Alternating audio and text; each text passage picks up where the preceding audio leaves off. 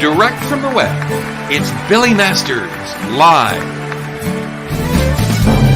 And now, please welcome your host, Billy Masters. Oh, that's me. Oh, welcome to Billy Masters Live. Hello, everybody. Welcome to Billy Masters Live. Oh, my God, what a lovely day it is. You know, I shouldn't say that because it's gloomy and icky, and I am back in Boston. And thank you, Monica. Today is Thursday, April 14th, 2022. For those of you celebrating Easter this weekend, happy Easter. For the Orthodox, the Eastern Orthodox like me, happy Palm Sunday. For the Passover people, I don't know if it's happy Passover, but, and, you know, to everyone else, you know, happy Thursday.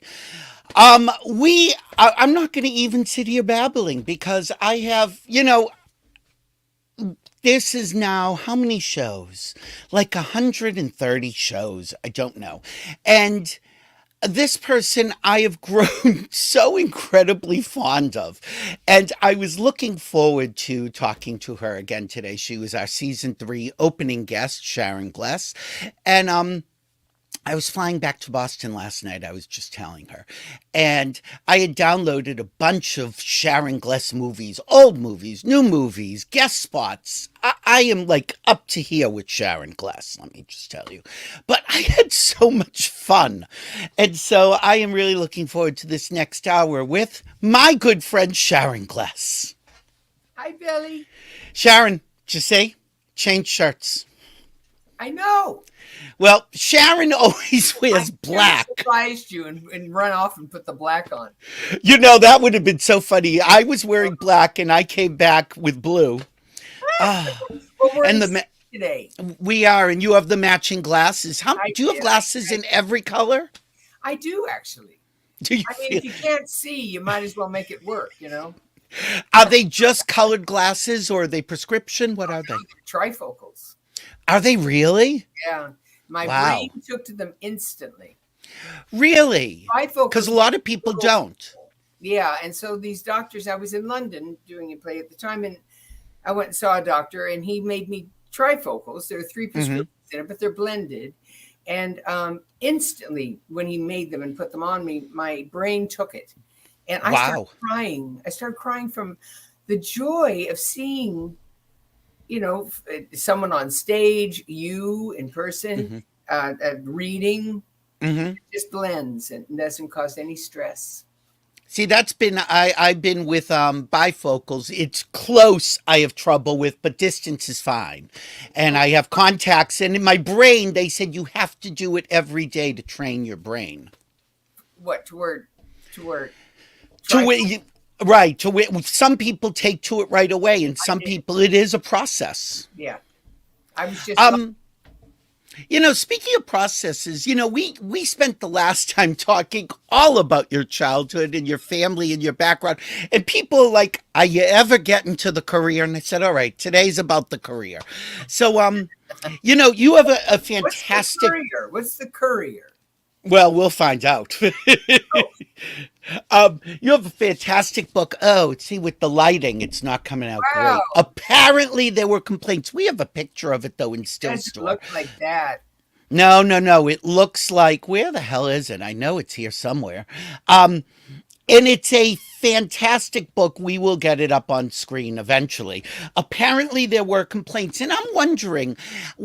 Did the complaints stay with you more than the compliments? Because I'm sure you got both. I did get both, but I had no trouble at all remembering the complaints from early childhood all the way through. It's like you always remember the bad review, you never remember the good one. Right. You know? And to this day, are there complaints that you like? Do you have images of a project being bad because you got complaints because you've completely forgot about anything good? No. Oh, good. No. You mean the projects in my career? Yeah. No, I don't have any bad complaints about anything I've done in my career. I know some things I did early on probably were not stellar, but I don't remember if you read my book. My woman who was head of talent at Universal would protect me. And when she was angry at me, sort of at the end of her life, she said, I did you a disservice. I never told you the things that people said about you that were unpleasant. I never told you the people who didn't like you. I only told you all the people who loved you. And what do you think? Do you think that she did you a disservice, or was it good for you as a young actress? No, it was wonderful for me as an actress, because I was relatively untrained, although she accuses me of having been acting all my life. She said, now we're going to pay you. But no, I needed the encouragement. I needed to know that I was where I belonged. And I know that about myself now. If she had damned me or told me people who didn't like me, I'd be aware of it. Yeah. Could it have crushed a young actress who doesn't have the tools to deal with that? Oh, I'm sure. Yeah. I'm sure. Oh, here we have the cover on Still Store. There it is. Apparently there were complaints. Yeah. You look fantastic on the book cover, but you look even better in person. Oh, please. No, you really do. I have met you several times at events, and you have a glow about you, and you have great skin, by the way. Thank you. Very luminous skin. It's very, very, you have a light that shines from you. Also, you always seem to be having a good time. I do. Well, I'm with you. I have a good time. Wow. I'm serious. But I've made it a point in my life to have as good a time as I can have, because why else are we here? Well, was there a point in your life that you made that conscious decision, or was it just always part of your makeup? No, I think it was part of my makeup. Mm. I mean, sometimes I had a good time doing bad things, but I always had a good time. Oh, we're going to get to that. You did say when you started that you were relatively untrained. And as we talked about last time, you really made the decision to make this a vocation later than many people. You were about 27, I guess? 26. I decided that's what I wanted to do. And by 27, I was under contract at the biggest television studio in the world. And one of the last contract player. I am. The one you may not have been the last to be signed, but you were the last to leave. I was the last to leave the lot. That's right. I lasted longer than any of them. I was there 10 years. It's amazing. It really is. And again, people don't understand that a contract player, it is the best training for an actor because you are thrown into anything and everything. Right. And then you're taken to a screening room in the days when they had those big, massive screens. And you sit alone with the head of talent, and she makes the projectionist. It's like an old movie. Talk to the projectionist, whom I never see, and tell him what she wants run. And says to you, do this, don't do that, look at that. Right. First thing she said was, see that thing you do with your mouth? I said, yeah. She says, stop it. But I didn't realize I did that thing with my mouth. Did you feel at that point that you had any technique to fall back on, or was it really learning on the job? No, I learned on the job. Yeah. But I had studied for a year with a teacher that Monique James made me stop studying with. Mm-hmm. But then I met a wonderful old Russian gentleman, George Stanov, with whom I did study for a couple of years. Mm-hmm. He absolutely took whatever it was I had and honed it. He used to call me professor because he said, get out of your head. You're so in your head. Get out of your head. Get into here. And did you realize that you were? I didn't realize it at the time, but yeah. I then, adjusted. I don't know if I tell this in the book, but I did a scene. We have a scene night with Mr. Shanoff, and he's very respectful, and he would wear a suit and tie for scene night out of respect for the actors. And no agents were allowed in. It wasn't a showcase.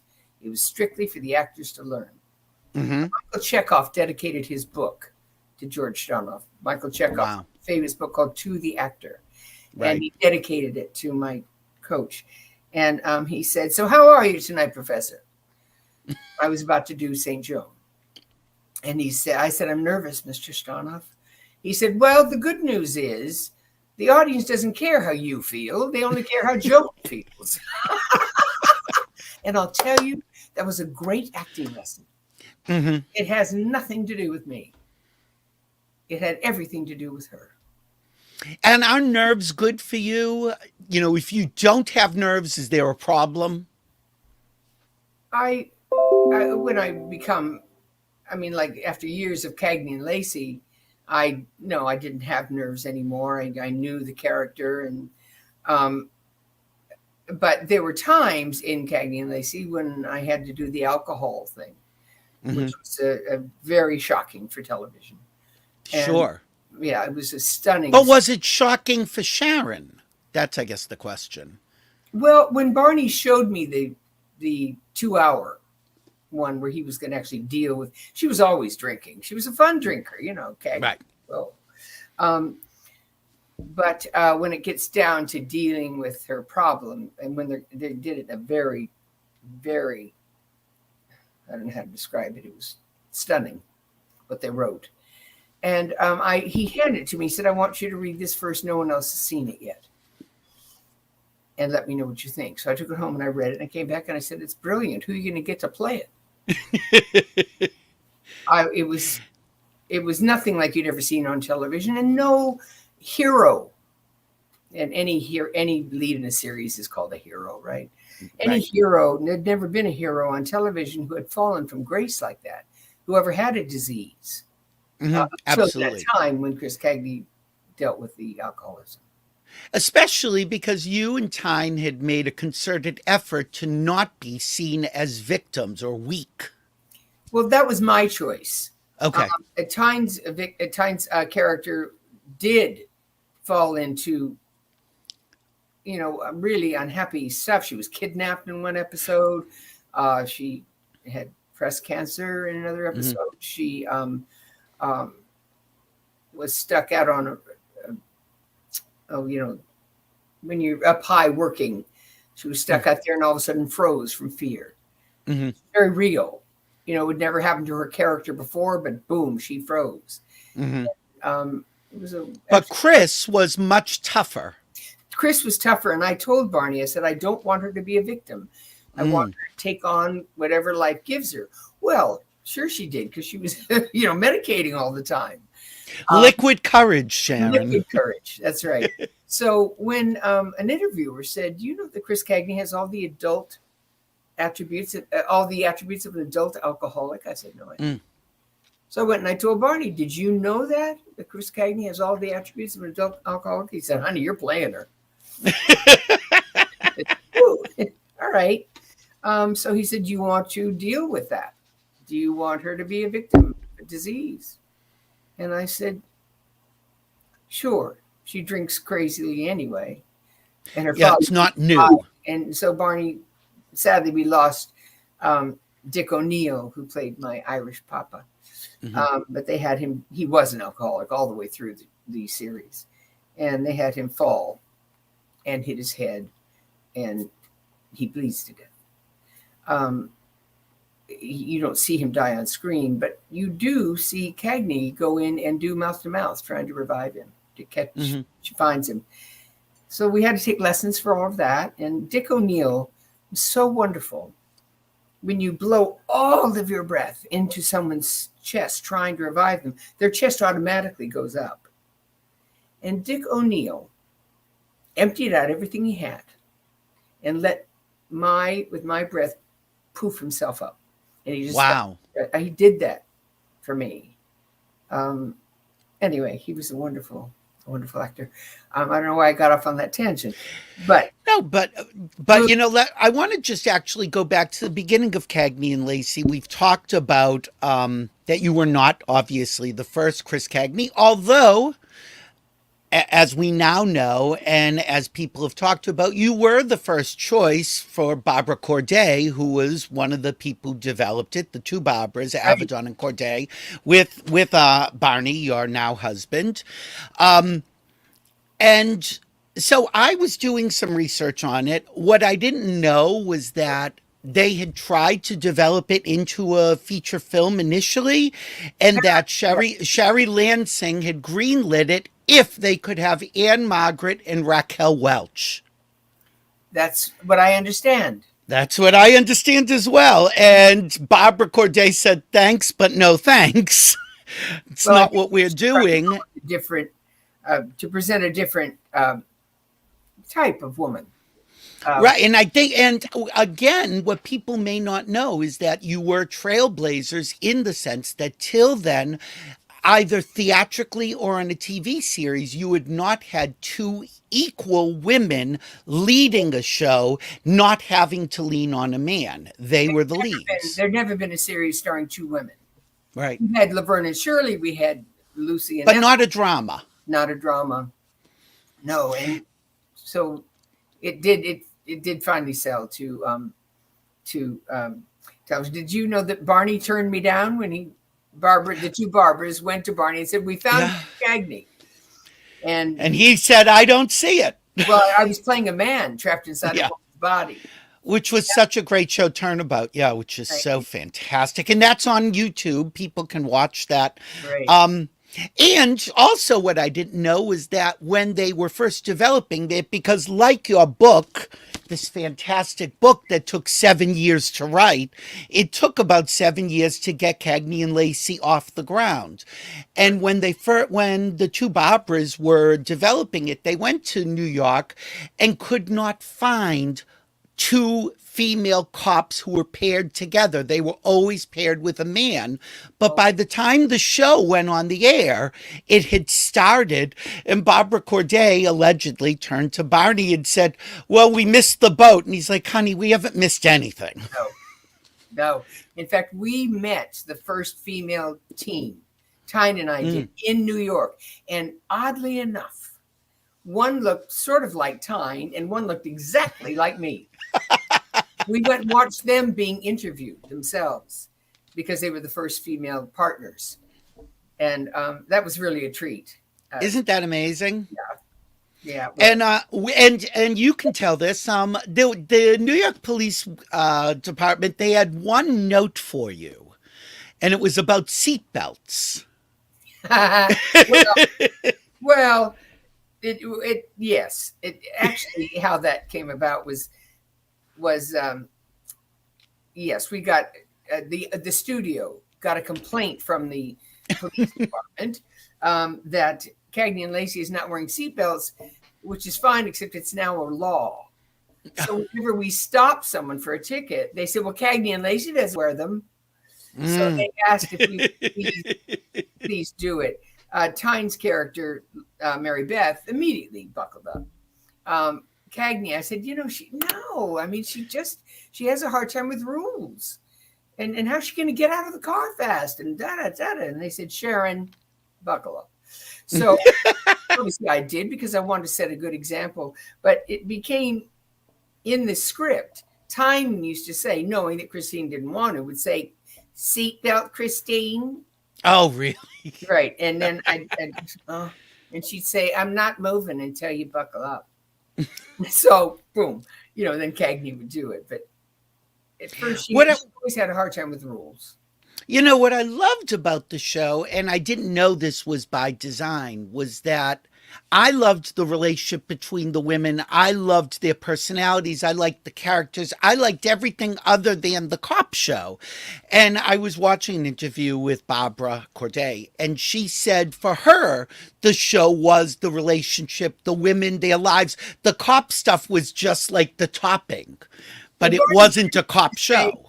Yeah, Barney said in a fairer world, they could have worked in a post office because it wasn't about cops. It was about these two women and the job they were in, how it affected their job, how they were the only women in it. It was about their lives. They were not best friends at all. Right. But their lives depended on each other. And talk about stakes. I mean, we always talk about actors that, there has to be something at stake. In a buddy show, you have double stakes because you have yourself and your partner. Exactly. You're responsible for your partner, Mm. always. And that must have made it also easier for you because the stakes were built in, but also harder because you have to be outside of yourself. Yes, exactly. And I wanted to mention one scene. I mean, Tyne Daly is such a wonderful acting partner. There is an episode where Cagney, stubborn, refuses to wear the padded vest. She takes a bullet in the heart. It was near the heart. And the scene is she falls. And Lacey can't find her and realizes she's down. So Lacey comes over to her, and I chose, it's just spur of the moment, I chose to not let her see the damage because I thought Cagney's afraid. She doesn't want to see in Lacey's eyes what's happened. Right. So I wouldn't let her. And I remember Tyne Daly looking at me, and then she realized what was happening, and she finally just pried my fingers off. She said, let me take a look. And did you have to discuss this, or was it instinctual? No, I'm saying right on the spot. I'd already fallen. It had already been shot. Now comes the close-up of where she comes to see what happened. And your hands are like that. I don't want to see in her eyes what's happened. I know it's bad, but I don't want to see what she's seeing. So I wouldn't let her see it. It was on the spur of the moment. I decided to do that. And she went for it. And it seems like there were lots of instances that you write about and that Tyne has talked about where you did have this mental telepathy between the two of you. Was that there from the beginning? I don't know. I don't know. I can tell you that Tyne Daly is, and I've said it in my book, is the most generous actor I've ever worked with. Well, you actually tell a story in the book, and I think it warrants telling again here, which is when you had a discussion that based on your characters, and again, this is not based on ego or acting, this is based on a character that you felt that Christine would be charging in like a bull out of the chute. Right. That's a good story. Thank you for bringing it up. It's a wonderful story about Tyne Daly. It is. I was brought on the show because it wasn't working. And I asked to see the first 6 weeks. I think it only aired for 4, but they shot 6. I want to see what the problem is because, if I don't see something that I can do to help, what's the point? And we should mention that you had a lot of pressure on you because you were basically being brought in to save this show. So the show would suffer and your reputation would suffer if you didn't work. I'd be letting everybody down, Sure. And it was their last shot. So anyway, I watched the film and I saw a problem that was visible to me where they were both doing the same thing physically. Meg Foster, whom I replaced, is a wonderful actress, but there was something that they'd fold their hands together. They'd always look at each other for approval, and I didn't like that. So I noticed when Tyne put her hands in her pockets, she'd fold her hands. I'd put mine in my pockets because I had right. I'd made sure that just these initial visual things that we had a different attitude. We were different people. And anyway, because I was new on the show, I sort of laid back, except when I had to do emotional stuff. But I physically would lay back. And when we'd run in after a perp or run in, I always sort of acquiesced and Tyne went. And I knew it was wrong. I said, I'm feeling really weird about this. And I have to go to her and ask her the biggest favor an actor can ask. And there's a time when we run in someplace with our guns drawn. I said, may I precede you? I said, I know it's a big ask, but I don't think Cagney hangs back. I don't think she's careful. You have children. You have a husband. You know, I think your character may be a little wiser than this one is. And so I said, do you mind if I enter first when we're on the go? And she said, that's a hard one. And I don't even have to tell you why. I said, no, you don't. But I'm asking. And she said, if that's what you think is important, then okay. And again, people don't know that is a huge ask, because Oh, you are now asking an actor to take back seat to you, because whomever enters the scene first is it's the momentum of the scene is on you.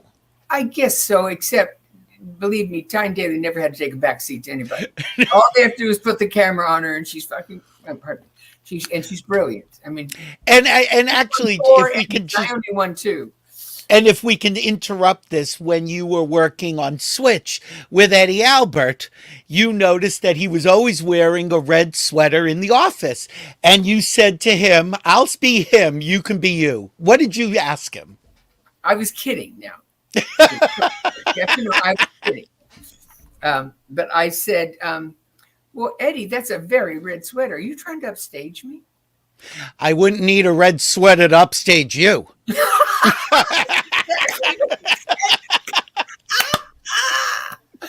It is such a funny story. Yeah, it's exactly what he said. Touche. He was a kid, you know.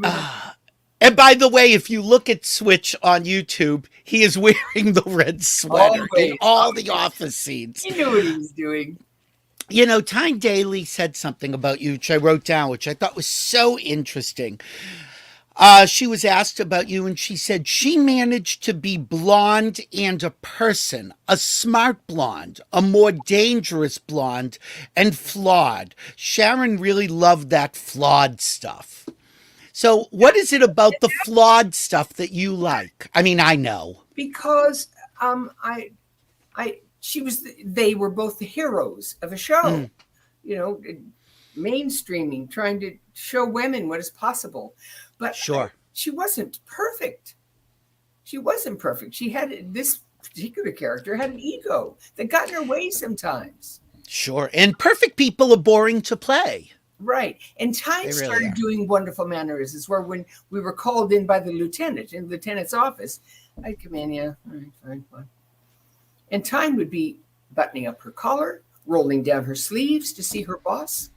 Total respect for the establishment. And I was like, oh, I didn't look at my watch, but but Tyne started incorporating those characters, which made her Mary Beth Lacey so wonderful. You know, she followed the rules and had great respect for her superiors. And Cagney didn't. Cagney wanted to be at that desk.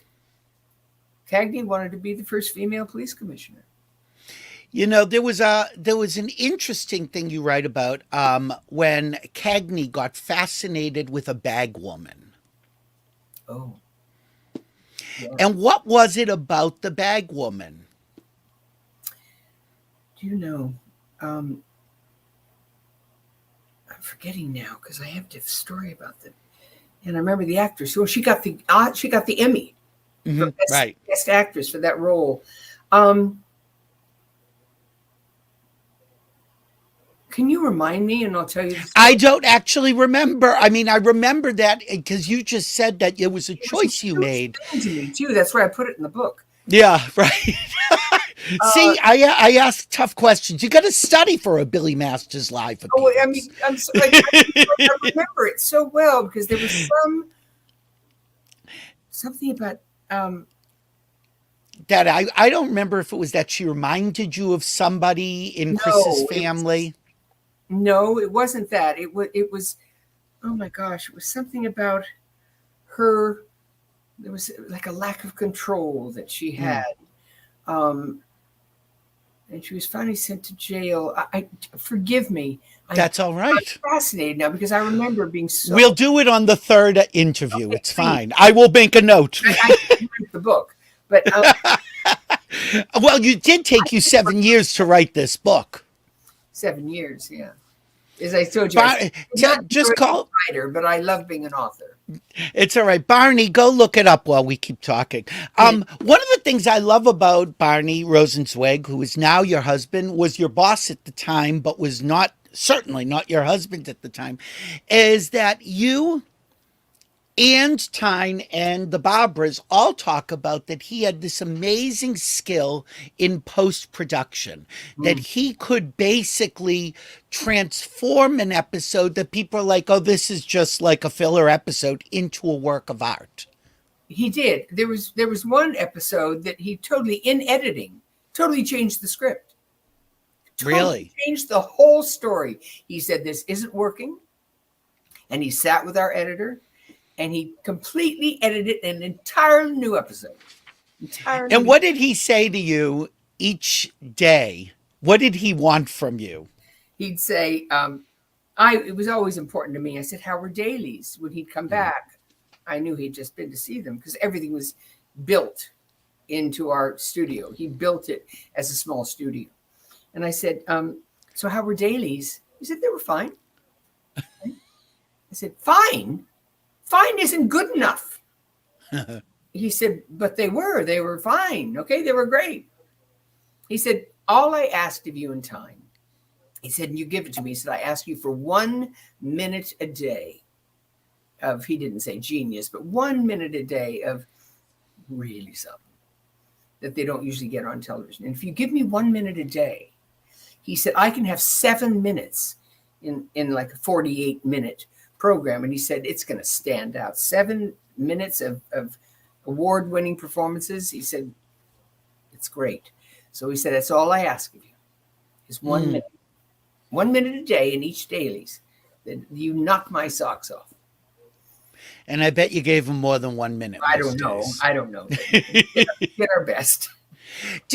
Was there ever any issue about she's got a big storyline now, where is mine, or counting lines like Laverne and Shirley? Was there ever any of that competitive interplay between you and Tyne? Never. Yeah. Never.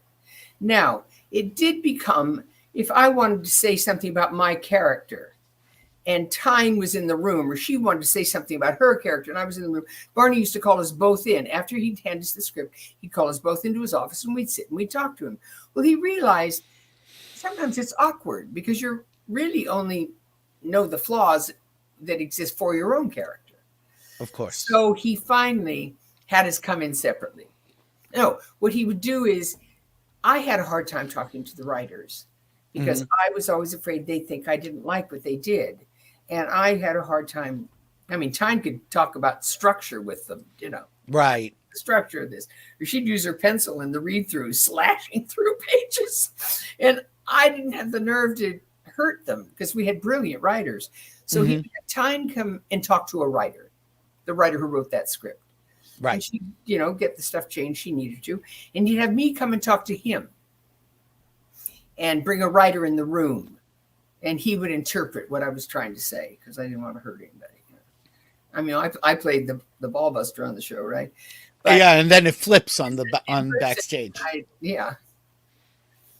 So there was something that I didn't know, and again in the research, was that this was the way the show was run was an anomaly. And again, I hate to really give so much credit to Barney. But, because he has his own book. But that Cagney and Lacey was one of the only hour-long dramas that routinely began their week with a table read, which doesn't happen on dramas. It's common on comedies. I actually didn't know it happened on dramas because I only know comedy. So, as actors, I assume that had to be enormously helpful to you.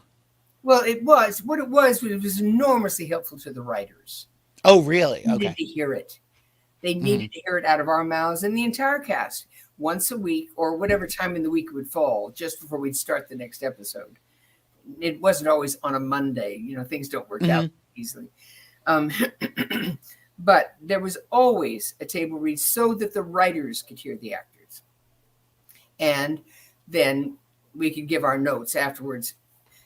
Tyne gave notes by scratching out a page if she didn't like it, but we didn't speak at that time. I mean, we did the reading as best we knew how, all of us, and then go on because the camera was waiting for us to go to the next scene. Right. So then we would have the meetings with the writers about it. But those readings are really for the benefit of the writers. That's why we had such. So you can hear it aloud. Yeah. So again, things I didn't know is that after Christine came out as an alcoholic, record number of people went to AA meetings, and many of whom credited Cagney and Lacey for giving them the strength to seek help. Right. Again, the power of television. Also, when Tyne had the breast cancer, people went and got mammograms. They got mammograms, but not only what we taught them was that there was such a thing as a lumpectomy. Right. Until that episode, women were having their breasts removed. Yeah. And it was not always necessary. We delivered that piece of information to the American woman. Not only that, in New York State required that doctors give all alternatives, which again, amazing. Oh, I didn't even realize that. I didn't Yeah. know how we came about giving that information. I just remember, oh God, Tyne was so brilliant in that show. Anyway, makes me. You know what's so funny is that when you did win your Emmy, it was really for an episode that spotlight your comedic chops. Isn't that interesting? It's so fascinating, particularly in the drama category and from an actress known as drama. I know. And my character was funny in that episode, but it was a tender funny. It was, she was having an affair with a man with one leg and one arm. And James Stacey, who was physically gorgeous, had that accident happen to him while he was an actor. But yes, I played it, not bump comedy, but I did play it. I didn't play it for the drama. Right. Didn't win. I won. Tyne had won 3 of them already. And then I finally won one. And then I won the next one also. And we were hoping that I'd get the 3rd one. So we need to have 3. Oh, yeah. But it went back to her. But as long as it was just the 2 of us, that's a tribute certainly to us, but also to our writers. No one else on the air. No one had the material. You know, this didn't. In fact, one friend stopped me at the Golden Globes, like the year after we were just canceled. And she came up to me. She said, "I'm so glad that you're not on the air because now we have a chance to get one of those." You and I had talked backstage before we started the show that when you have a good take, something happens to you, and Tyne would check with you. Can you tell people what that is? Well, when we did these scenes in what we called the Jane, it was the ladies' room, but we called it the Jane instead of the John. It's the only place where Cagney and Lacey could be alone. They were the only 2 women in the precinct. So when we had problems with each other, personal problems with each other, they were played out in the Jane. And they were emotional scenes. And but every time it clicked and it was really good, my nipples would go up. And you know, you get chills. I got chills and my nipples. Sure. I said, "Look at this." I said to Tyne. I said, "Every time it really sings, my nipples go up." So it finally got to be that she'd finish a scene. She'd say, "How'd we do?" And she'd touch my sweater.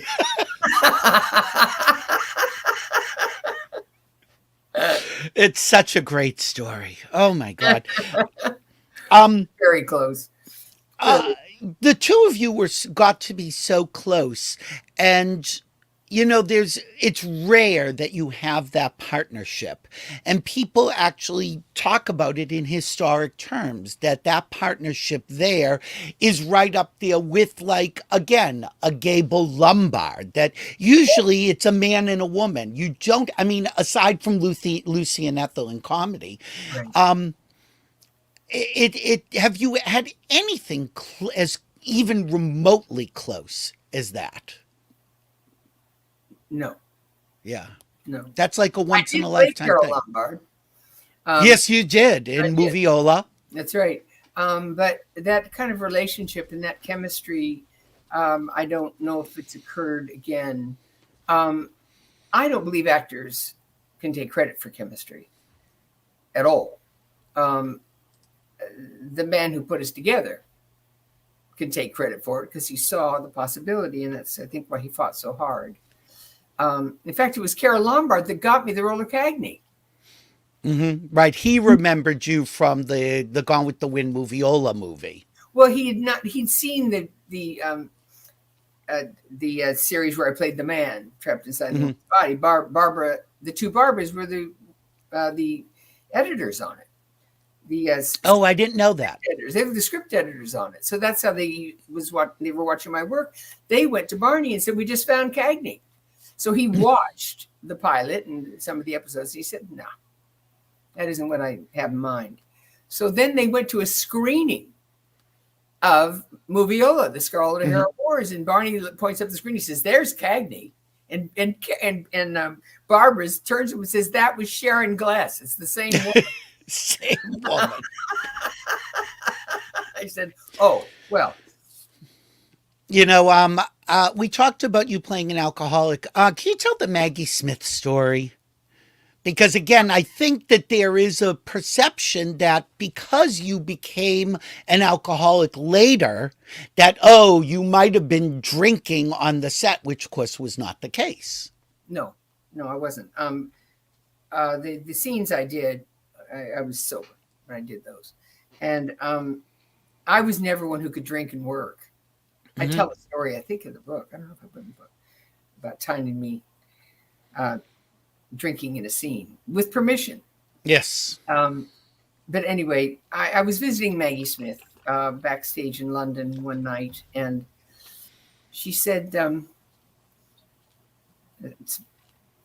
she said, "Those drunk scenes you did on Cagney and Lacey." I said, "Yeah." She said, "It's the best drunk acting I've ever seen on television." I said, "Maggie, I was not drunk when I did those. The press says it's life imitating art." And was Gless drunk when she did those famous scenes? And she said, "Oh, honey, you can't be drunk and do that kind of work."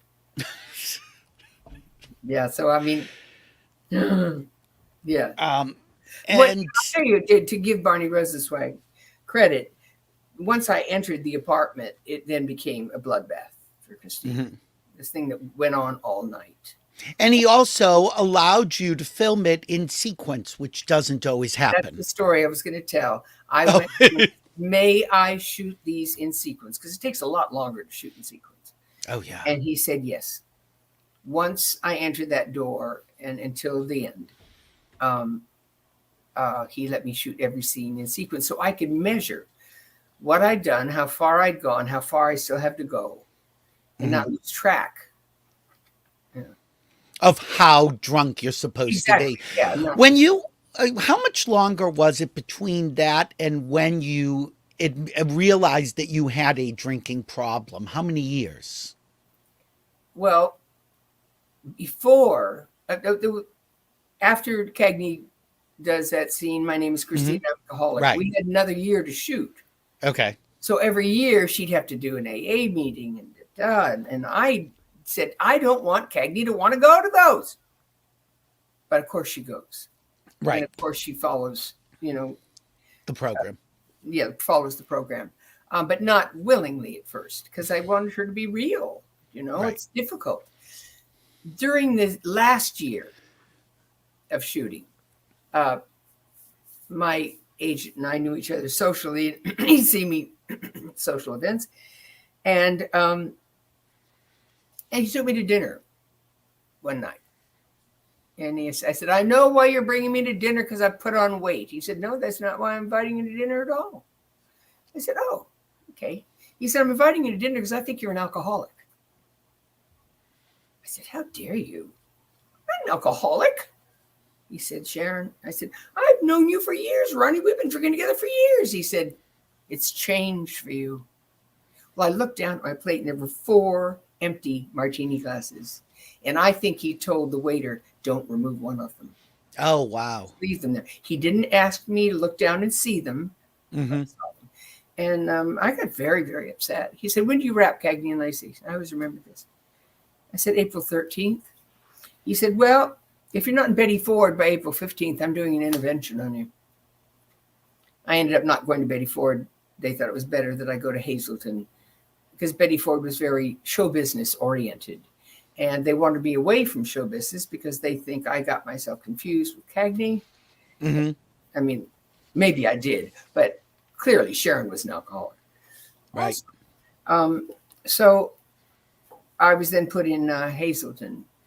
Can you tell the story of of telling your mother that you were going to go to Hazleton?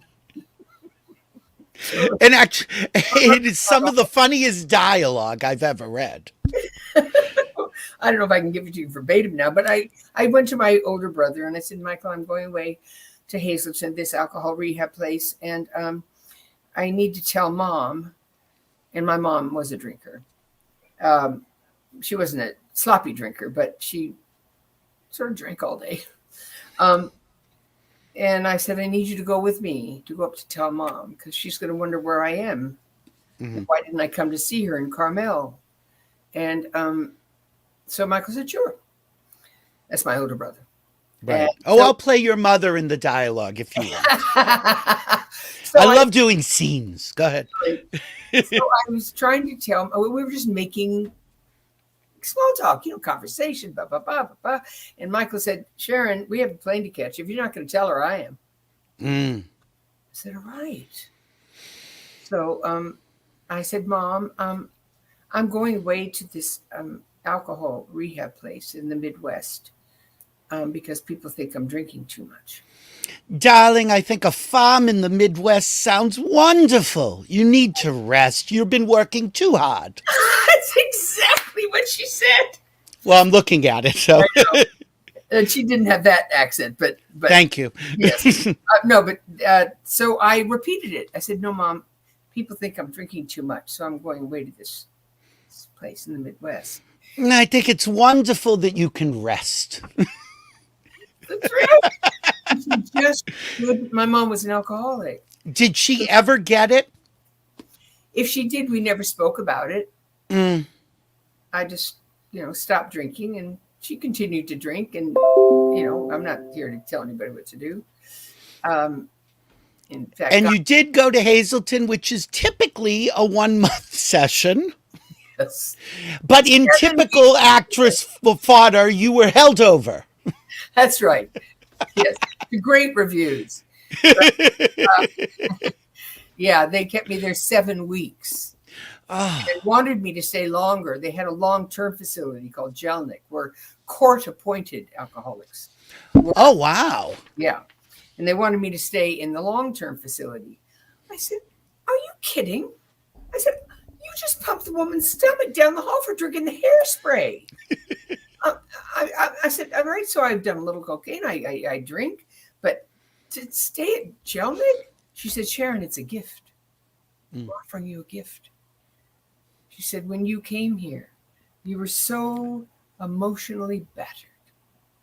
She said, I saw it when you walked in the door. But if you read my book, you'll see that the press was after me and Barney.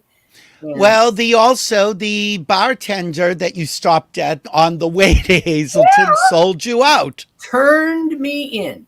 Yeah, that couldn't have been good. No, I didn't know how People magazine had found out, but they did. And but interesting, a year later, People magazine asked my assistant, was it true or not? Oh, wow. Shame on them. They didn't even know if it was true, but they printed Didn't it. care. No, And you just hit on something that I had, we were going to get to, but you had started in the last season of Cagney and Lacey an affair with Barney, which you talk about how difficult it was for you, first because you weren't looking for it, you didn't want to fall in love with him, it just happened, and he was married to a good friend of yours who was Barbara Corday. So did that play into exacerbating the alcoholic tendencies? Because it does seem to have been happening at the same time. I don't know if I just started drinking more because of it, but clearly I was an alcoholic. I just didn't know it. Yeah, the drinking started escalating, but I can't blame that on my personal life. Right. I just have the disease and I come by it naturally. Well, but as you said, that, the tabloids had already been starting to notice that you and Barney were together a lot. So you had a lot hitting at once. Right. I was sort of stunned because these were the trades, the reporters. Oh, really? Right. Yeah. And legitimate press. They had legitimate press. I didn't think they had. I didn't think they gossiped. But they did. That was almost the most stunning thing to me. Yeah, and again, how foreshadowing to where we have come now. Oh, yeah. Where there are no lines. You do talk about it in the book that you had enormous guilt and really tried to fight being in the relationship with Barney, and so did he, to the point that at a certain point he left you and went back to Barbara. Which, again, all of this happening during the last season of a show, and there's alcohol involved, and whatever else is going on in life, that is an awful lot for one person to deal with at once. Yeah, the whole thing was very painful. Yeah. Very, and I wasn't proud of it. No. And he wasn't either. He used to say, "What a cliche I've become," meaning himself. He said, "Here I am, the creator and the executive producer of the biggest show for women on television. And I'm fucking the blonde." He said, "What a cliche." He was we were both disturbed by it. Anyway. And you talk about that, the fact that you didn't even like him when you first met him. So again, talk about that. Oh, I thought and that you really liked Barbara, that you really felt like a sisterhood with her. Had to have been very difficult. I know Barbara really well. I knew her as the story editors of the series I was doing. Oh, okay. So there wasn't a friendship. Yeah. No, but I mean, she and Barney picked me for Cagney. I'm not diminishing that. We didn't hang out, but it doesn't matter. What I did was wrong. Right. Was that something that you had to deal with also in Hazelden? Because I'm sure they sort of rip apart everything that's going on in your life. Well, they diagnosed me as also being addicted to Barney. Really? I went in to have a session with my counselor, which you do every day. And I was saying, "You know what he said to me on the phone today?" Ooh. And she said, "Would you mind asking Barney to leave the room?" She'd never spoken to me that way before. She was always very loving. And I said, "What do you mean?" She said, "I'd like him to leave the room. It's one of your addictions. Deal with your addiction with alcohol." Wow. But they had me stay the 7 weeks because the first 2 weeks I was there, people were on their third step. Took me 7 weeks to do the 5, Oh, wow. Yeah, and all I did. So you were pushing back against the treatment. Not intentionally. I just was so whipped. I was so just beaten down, that I just would sit and write 20-page letters to Barney that I'd never mail.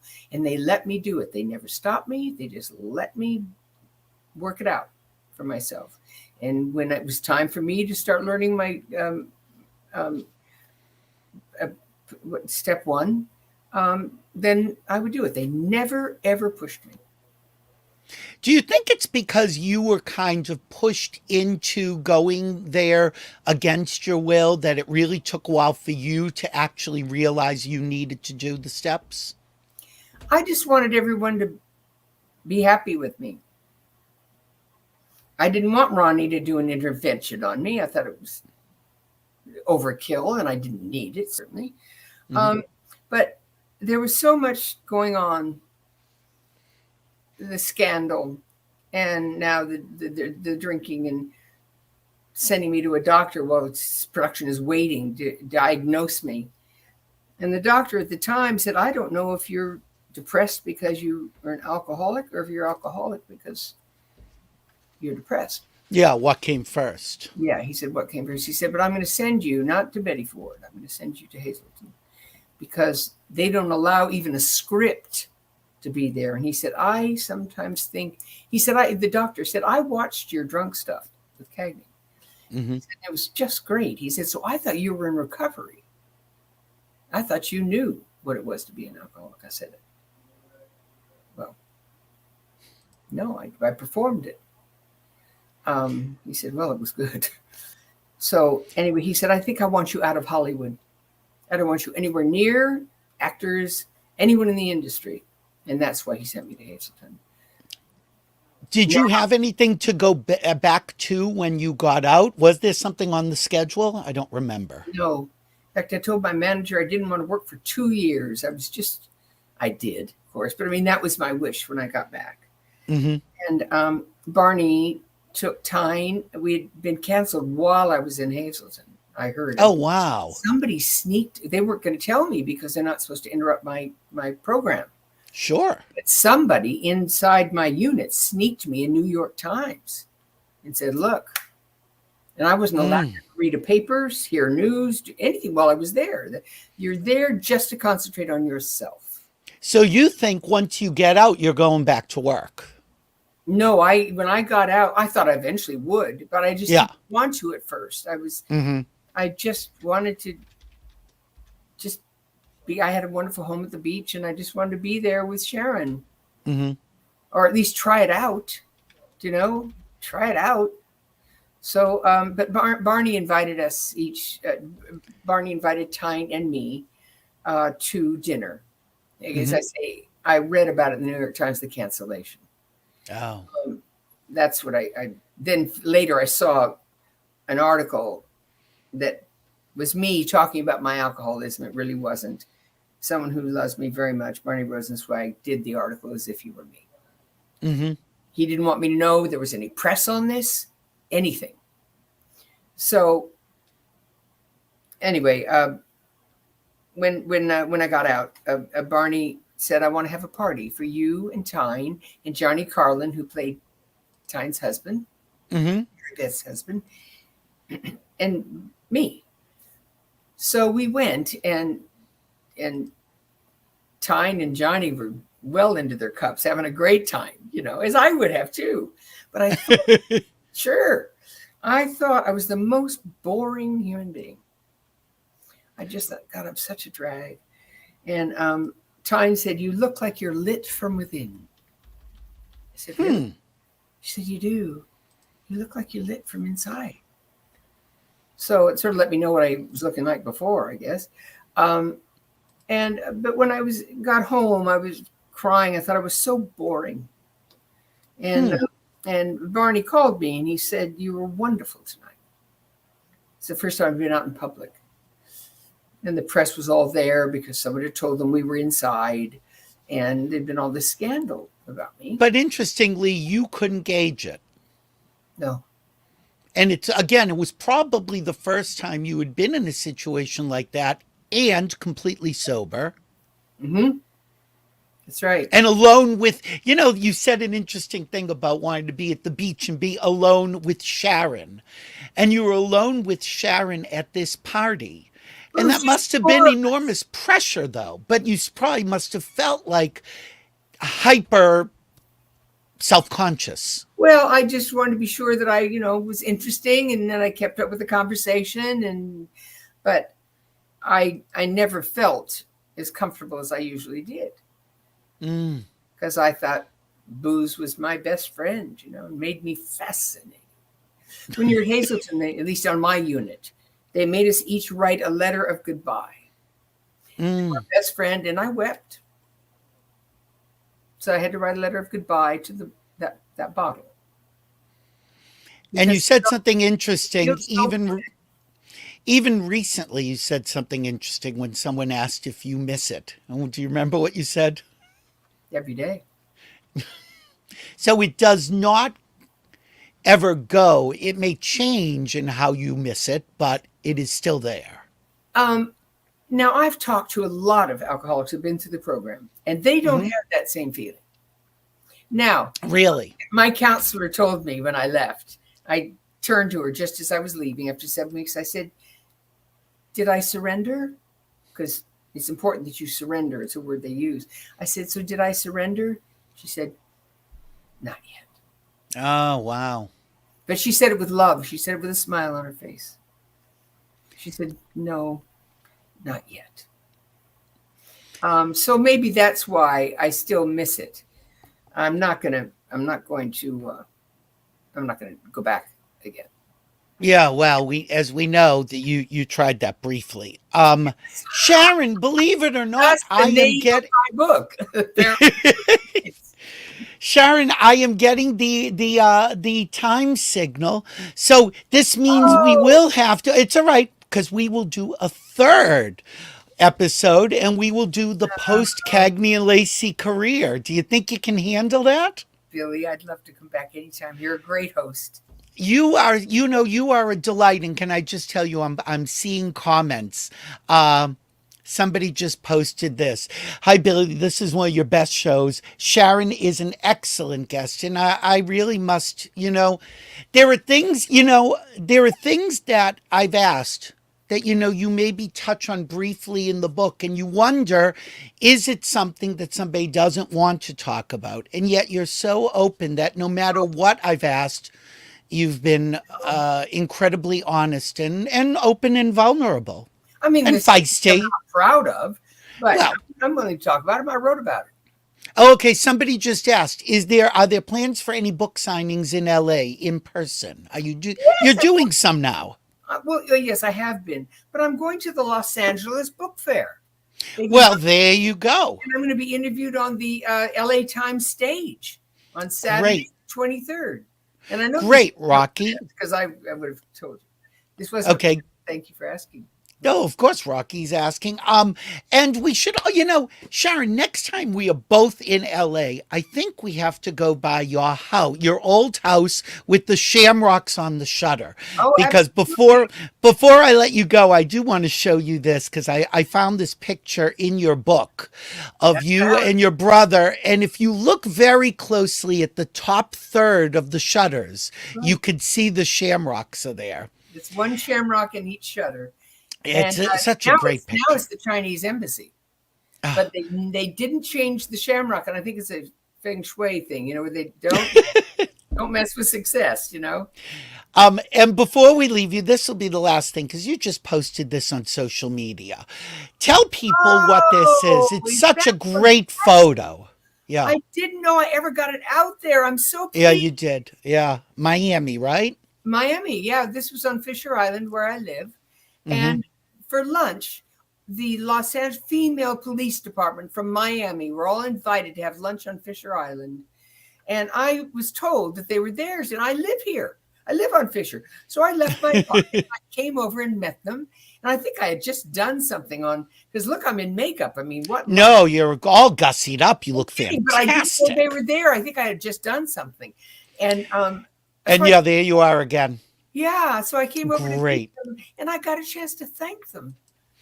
And it sounds like they got a chance to thank you. And people come up to you all the time and say, because of you, I put in my 20 and I became a cop. And people who said that they never thought they had it in them. And again, if you can see it, you believe you can do it. And I think that's really the legacy of Cagney and Lacey.